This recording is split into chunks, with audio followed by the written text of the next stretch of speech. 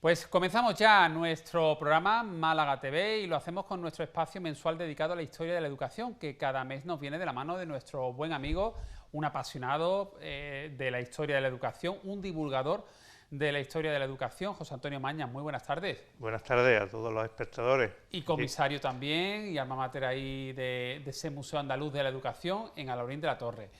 Bueno, como siempre, José Antonio no viene vacío, ¿eh? Él cambia el decorado, nos atreza el decorado del magazine y oye, lo pones bien bonito porque te traes un montón de elementos de cositas que tenéis allí en el museo y hoy, por ejemplo, veo que la cosa va de comunión, entre otros temas que vamos a tocar, porque también hablaremos de las calculadoras. Sí, bueno, estamos en el mes de mayo y entonces desde siempre en el mes de mayo la primera comunión estaba muy ligada con la escuela.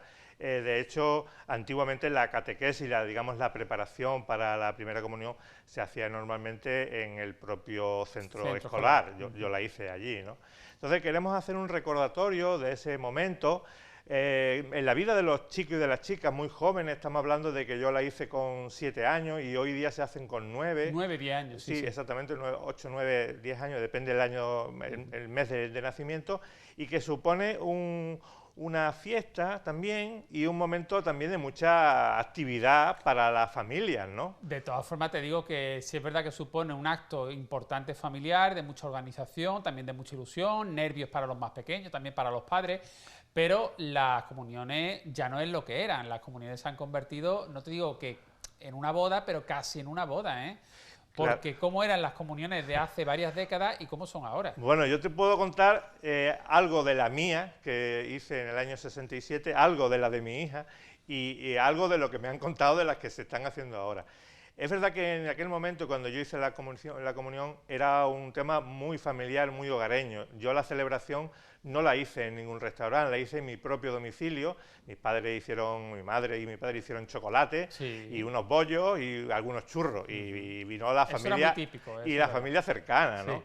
Después con mi hija no, con mi hija ya sí hicimos una celebración en un restaurante, por supuesto la iglesia fue un rito con muchos compañeros de colegio, con muchas fotografías. Yo recuerdo que tengo 2 o 3 fotografías de aquel momento. Que las vamos a ver, ¿eh? Las vamos a ver, eso sí. Tiene desde luego Yo he intentado nota, he intentado que tú trajeras la pues tuya, pero... La hubiera traído, pero están en un álbum en el trastero de mis padres y cualquiera se mete ahí en el trastero para localizar. La buscaremos. A ver si algún día tengo tiempo y saco ya alguna fotillo, aunque sea ya todo pasado. Pero vamos a ver a José Antonio Mañas vestido de comunión, ¿eh? Sí, sí. Bueno, vamos a ir viendo material relacionado con las comuniones. Decías que se impartía en los colegios, en los centros. Sí, en la propia preparación para la primera comunión, que bueno, ya sabemos todo que es tomar la Eucaristía por primera vez. Es un rito de la religión católica. En aquel momento, más del 90 y tantos % de las personas chicos y chicas hacían la comunión. Y en una estadística del año 95 decían que casi el 60% de las personas de mi edad conservan alguna fotografía de su primera comunión. Estamos viendo algunos ejemplares, algunos libritos, manuales, sí, que instruían a esos niños que iban a tomar por primera vez esa comunión. Sí, le explicamos un poco lo que era el rito, las obligaciones, los requisitos para poder llegar a la primera comunión, que tenías que estar bautizado, por supuesto, tenías que haber hecho confesión, y después lo que de alguna forma te obligaba para el resto de tu vida, pues mantener la fe católica y respetar, cumplir los mandamientos de la ley de Dios, etcétera, etcétera, ¿no? Y era un momento de mucho nervio, porque yo creo que también ahora sigue siendo lo mismo, sí, ¿no? Sí, claro. Bueno, la verdad que es un día, yo creo que los niños lo recuerdan de por vida, lo recordamos de por vida. Yo recuerdo que es verdad que eran otros tiempos. Yo en mi caso, por ejemplo, creo recordar que se celebró con una merienda, sí, además conjunta con mi primo, porque los dos teníamos la misma edad y lo que pasa es que en iglesias distintas pues hacíamos la comunión, pero luego sí que las familias se reunieron para, creo que fue una merienda, en Sacaba, en una casa en Sacaba. Sí. Pero en tu caso, fíjate, un desayuno. Mi hermana, que tiene 3 años más que yo, pues se hizo un desayuno también, en casa de mi abuela. Sí, sí. O sea, que hoy ya, pues es verdad que normalmente se hace en un restaurante, sí, es como con más casi invitados. Como una boda, ¿no? Casi como una boda. Hay obsequios para todos los invitados, hay también pues regalos para todos los amiguitos. Bueno, lo típico también de una comunión, el álbum de fotos y el libro de mi primera comunión donde firmaban tus invitados. Efectivamente, estamos viendo Este es el de mi hija, Sí. que firmó toda la familia, todos los amigos que vinieron al convite. Y aquí tenemos algunos otros. Hombre, aquí estamos viendo a José Antonio Maña. Bueno, ese soy yo. En ese su soy primera yo. comunión. Sí, sí, allí es larguirucho, Sí. es muy larguirucho. Ya se te veía ahí aplicado y... Sí, sí, pero sí, creo que hay otra foto mejor porque estoy con un micrófono, o sea que ya me gustaban los micros para... Ahí estoy tomando la primera comunión. Sí. Esto fue en la iglesia San Patricio, allí en Welling, ¿no? efectivamente, y ahí estoy con el micro. Claro. O sea que ya Ya apuntaba. ahí se presagiaba que tú ibas a Apuntaba tener mucha manera. relación con los medios de comunicación. Apuntaba manera, y ahí estaban todos mis compañeros y compañeros, y esa es mi estampita de la primera También, comunión. ¿verdad? Claro que también Se sigue haciendo la Sí, estampita. lo de la estampita y se regala también a los invitados. a todos los invitados. Mira, estamos viendo aquí, por ejemplo, me llama mucho la atención este libro que es como un poquito más actual, ¿no? Sí, esto es un préstamo que me ha hecho una librería, papelería de allí, de Laurín de la Torre, la plaza, que es lo que se regala hoy día. Fíjate que llevan pendrive. Sí. Ya llevan un pendrive los libros para que se puedan llevar las fotografías. ¿Y esto qué es? Y esto es una curiosidad. Esto es un tampón donde los niños, en vez de firmar en el libro, mojan el dedo en la tinta que les gusta el color y lo ponen en el álbum. Se llama el árbol de huellas. Es una cosa nueva, moderna. Entonces los invitados dejan la huella en lugar de la firma. Sí, sí, sí, sí. Ah, una cosa muy bien, curiosa. bien, bien, bien. Y después aquí tenemos unos regalos. Por ejemplo, tenemos la típica muñeca. Esta es una muñeca también aproximadamente de los años 70, de un familiar, de mi cuñada. Tenemos también una Biblia infantil que se regalaba y bueno, el regalo más famoso de todos los momentos, que era un estuche. Un estuche con la regla, un plumier con los lápices de colores, la regla, la goma, en fin. Sí. Bueno, pues hasta aquí nuestro recuerdo de mi primera comunión, que hoy en día ya se hace fuera de las escuelas y las familias que son católicas y quieren seguir con esa tradición, pues estupendo. Sí, ha habido un repunte, últimamente ha habido un repunte. Se están haciendo se está retomando, ¿no? Se está retomando todo este tema, pero ya se hace fuera de la escuela. Sí. A no ser que sea un centro religioso. Claro, es cierto que hay centros religiosos que incluso tienen su capilla. Eso es. Y los alumnos que deciden tomar la comunión, hacer la primera comunión, la hacen dentro de la capilla y dentro del centro escolar. Bueno, José Antonio, vamos a hablar ahora de la televisión como herramienta educativa, de la televisión educativa. Correcto. Fíjate, en Europa, la Unión Europea de Radiodifusión puso en marcha en los años 60 un programa para que todas las televisiones de los países apoyaran la educación mediante medios audiovisuales. Entonces, en España, Televisión Española, en el año 68, puso en marcha una cosa que se llamó la televisión escolar. Duró desde el año 68 hasta el año 70. Como una escuela audiovisual. Claro, era como una especie de apoyo a los maestros a la hora de dar clases. Estamos viendo un documental del Nodo en el que se explicaba y se mostraba cómo se hacía aquel programa. Fíjate, en aquel momento la televisión española no emitía por las mañanas, solo empezó a emitir a partir de las 11 de la mañana hasta las 12, estaba apagada, digamos, no había programación continua. La carta de ajuste que llamaban, ¿no? Ponían una carta de ajuste especial para la televisión escolar, hacían conexión de 11 a 12 con una serie de programas cada día y después volvía a negro, a nieve, a nieve, y después ya empezaban más tarde con el telediario.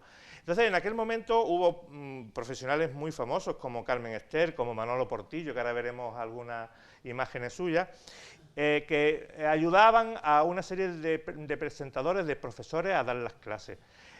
Uno de los que participó muy activamente en las clases fue Félix Rodríguez de la Fuente, que fue en el programa en el que empezó en Televisión Española, hablando de los animales, de la fauna. Pero hubo muchos más. Y había dibujos animados y también había un muñeco, un títere que se llamaba Don Procopio, que yo lo recuerdo porque yo no vivía aquello, era muy chiquitito, pero no me acuerdo.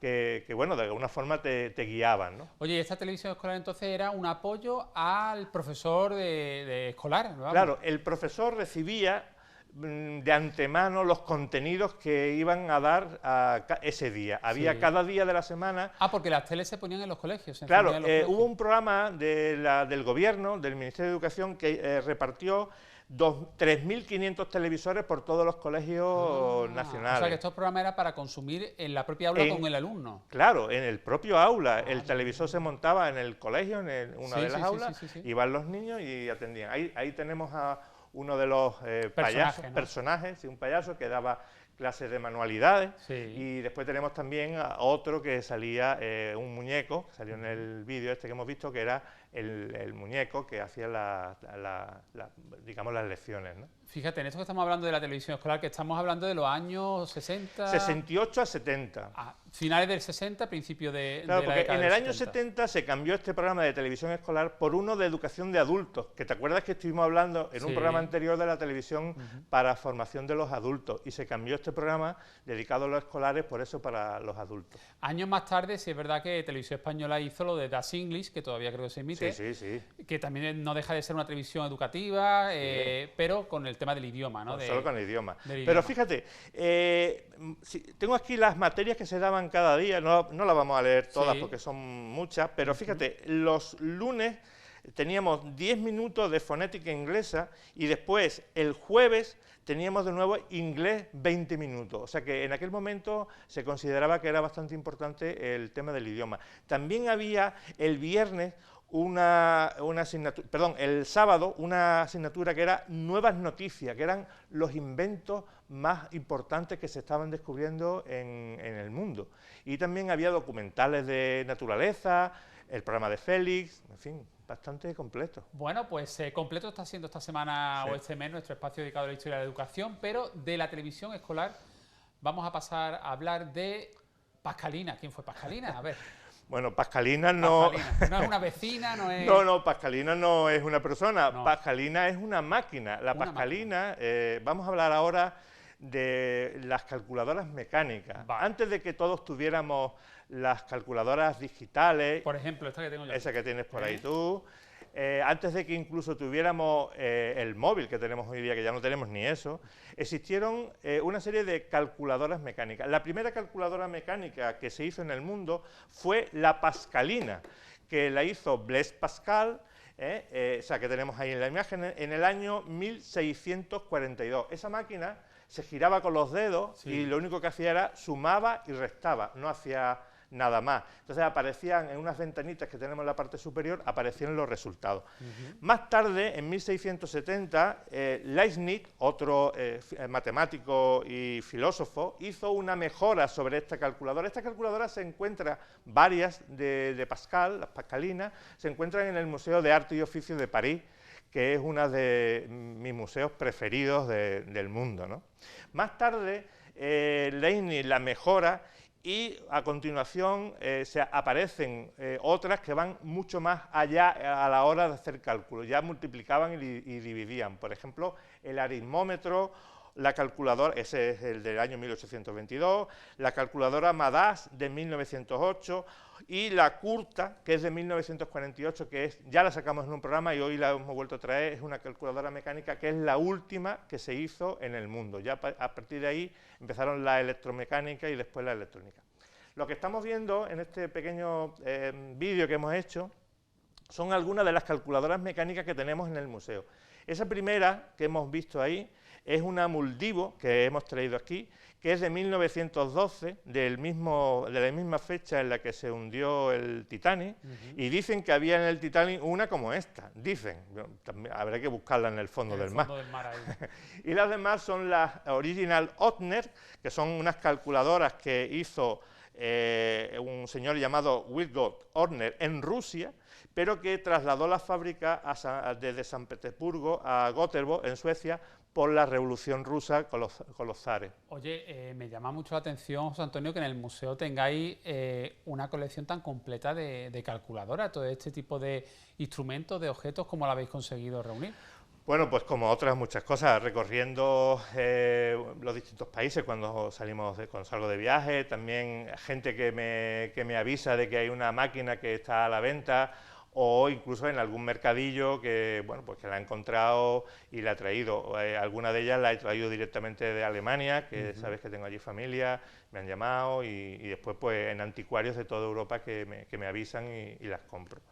En fin, que es Y bueno, vamos a seguir viendo más imágenes de calculadoras. Estas ya son más recientes, son las FACIT, que son algunas pues ya de los finales de principios de los años 30, 40, y acabamos con una Olivetti, esta Olivetti... Que esta ya imprimía tickets. Exactamente, todo. Ya esta es electromecánica, y porque además tenía una impresora para hacer tickets de papel. Como un rulito, ¿verdad? Un rulito. Esta es de 1970 aproximadamente. Esta la hemos visto en Ultramarinos. Sí, en muchos comercios, muchos negocios. Ha estado hasta hace relativamente nada. Poco. Pero es que en la mesa tenemos unas calculadoras que yo no sé de qué fecha serán, de qué año. Esta es la de 1912. 1912, la que puede estar en el fondo del Titanic. Una como esta. Una sí, como esta. Como esta. Bueno. Se supone que para hacer las cuentas del restaurante, ese que sale en la película, tenían algo como esto. Utilizaban esto, ¿no? O sea, donde Leonardo DiCaprio y Kate Winslet cenaban, pues luego la factura se la hacían con esa calculadora. Bueno, vamos a hacer un cálculo, venga. Bueno, vamos a hacer 3 operaciones, una suma, una resta, y después, con la ayuda de una calculadora normal, digital, vamos a hacer una multiplicación. Aunque permíteme que te interrumpa, José Antonio, vemos ahí en esta otra mesa más elementos. Sí, ¿no? ahora después hablaremos de ellos. Sí. Vale. Bueno, vamos a empezar haciendo una suma. Fijaros, vamos a describirlo un poquito. Esto tiene una serie de botones aquí arriba con unos números que son las posiciones, unidades, decenas, centenas, unidades de millar, etcétera, y ahí se elige el número que quiera. Aquí tenemos la palanquita que si giro en este sentido sumaré y si giro en el sentido contrario restaré. Sí. Aquí tenemos el resultado y aquí está la puesta a cero. Si yo giro esto, pues pongo a cero los marcadores. Vale. Entonces vamos a sumar, por ejemplo, el número 2461, por ejemplo, con otro número. Entonces, fijaros. ¿Me has dicho el número 2000? No, pero esto es muy sencillo. Vale. Ahora después con la multiplicación me tendrías que ayudar. Vale. Entonces, yo aquí giro en el sentido y aquí me aparece el número 2471. Si yo ahora quiero sumarle otra cantidad, pues pongo todos estos números a cero y pongo la otra cantidad. Por ejemplo, vamos a sumarle 525 a esa cantidad. Entonces, son 2.471 más 25. Si quieres lo haces tú con la calculadora. Y el resultado son 2.996. Vamos ahora a restar. A restar. Bien. O por cuestión de tiempo vamos a ir a multiplicar. A multiplicar. Bueno, restar es muy sencillo. Si yo a esta cantidad les quiero restar 20, por ejemplo, lo único que tengo que hacer es girar en sentido contrario. Y ya le he quitado 20. O sea, giro para allá o giro para acá. Vamos a multiplicar. A ver, venga. Venga, dime un número. 96. 96, vamos a ponerlo aquí. 90 y 6. Vale. Venga, 96. Ya está. Venga. Perdón, voy a ponerlo a cero todo. Sí. Entonces yo le di la vuelta aquí. Perdón, me ha salido 965, porque no había puesto... No pasa nada. 965. ¿Por cuánto lo vamos a multiplicar? Por 5, venga. Por 5, pues fijaros, vamos a hacerlo por 15. Entonces, ya tengo aquí, en este contador que ha dado una vuelta, aquí vamos a poner las unidades por las que estoy multiplicado y aquí las decenas. Entonces, 965 por 15. Por 15, entonces tengo que darle 4 vueltas más. 1, 2, 3 y 4, ¿vale? Y ahora muevo el carro hacia las decenas, y aquí la más que tengo que darle 1. Y entonces, aquí tengo que he multiplicado por 15 el número y el resultado son 14.475. Efectivamente, aquí lo tenemos, el resultado. Claro. Oye, pues tenía su trabajillo, pero oye, era eficaz, ¿eh? Bueno, era una forma en aquel momento avanzadísima de calcular. Un progreso. Claro, hoy día con las calculadoras más rápido. Y ya con el móvil incluso tenemos la calculadora. Y después para volverlo a cero, pues yo giro aquí todas las manivelas. Y podemos hacer otra operación. La división es un poquito más larga, pero también se puede hacer, ¿vale? Oye, José Antonio, ¿y los objetos que tienes en la mesa de tu derecha? Sí, bueno, los objetos que tengo aquí son, digamos, los antecesores de esta calculadora y de esas que hemos visto. Vamos a empezar mostrando algunos de ellos, ¿no? Vamos a empezar hablando del ábaco. Sí. El ábaco es simplemente una herramienta de conteo, suma y... Yo no sé manejar el ábaco, pero bueno, esto es un elemento bastante famoso y conocido. Sí. El siguiente elemento que vamos a mostrar es una calculadora Aviator. Esta es una calculadora mecánica también que utiliza un punzón. Entonces, voy moviendo los elementos aquí, en estos boquetitos que tiene con este punzón, y si subo hacia arriba, Perdón, si bajo estoy sumando y si subo estoy restando, ¿vale? Esto es una calculadora también de principios del siglo XX, ¿vale? La siguiente que tenemos aquí, otro modelo de calculadora también muy conocida, es una cilíndrica, una calculadora cilíndrica. Entonces aquí lo que tenemos son una serie de rodillos que al hacerlos girar voy a tener los resultados en esta calculadora cilíndrica. Se llama Otis King, esta calculadora, y es muy famosa también. Y por último, antes de la más famosa, tengo la regla de cálculo. La regla de cálculo ya alguna vez hemos hablado, esta sí sabía yo manejarla, sabía, ya se me ha olvidado. Entonces esto tiene unas varillas móviles y un visor, y con esto se pueden hacer multiplicaciones, divisiones, restas, logaritmos neperianos, en fin, se pueden hacer bastantes cosas. Y esto se utilizaba en todas las talleres, el despacho de ingeniería, arquitectura, etc. Sí. Y por último vamos a mostrar una pieza de museo magnífica, que es la curta. La curta fue realizada por un prisionero en un campo de concentración nazi, Kurt, y aquí tenemos los dígitos para poner las unidades. Aquí, si las giro, tendré el resultado y se calcula girando esta manivela, ¿vale? Esta es una pieza de museo, es carísima, carísima. Esta calculadora puede costar alrededor de 12.000 euros por el número de serie que está aquí debajo, que es muy antigua. ¿12.000 euros has dicho? Sí, sí, sí. Y viene con su caja de seguridad. Ni tanto. Viene con su Tiene que estar protegida. Caja de seguridad, pero lo curioso de esta caja de seguridad es que se abre al revés que todas las cajas normales. La rosca es contraria a la rosca normal. Bueno, antecedentes a la calculadora tradicional digital que hoy utilizamos, pues todo esto, elementos y objetos que nos has traído y nos has mostrado también en imagen.